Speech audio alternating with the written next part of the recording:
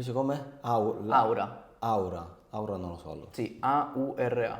Non lo so. Queste 4 parole. Aura queste non lo 4 so. lettere. Che cos'è? Aura invece è una, per definizione legata molto alla carisma che uno ha. Però aura nel tipo, per esempio, che ne so, tutti quanti dicono che è impossibile e questo qua, tipo che ne so, è impossibile alzare un frigorifero e portarlo da qui al terzo piano. Viene uno dal niente, Ok. prende questo frigorifero, lo porta al quinto piano, sa? E quindi dico, minchia, questo qua ha un'aura è allucinante. Ah, un'aura. Cioè Esatto, che, si suole ok. utilizzare in vari contesti, nel senso che una persona è talmente così figa e forte, cazzuta proprio, che si suol dire, mica, quello là c'ha un sacco di aura.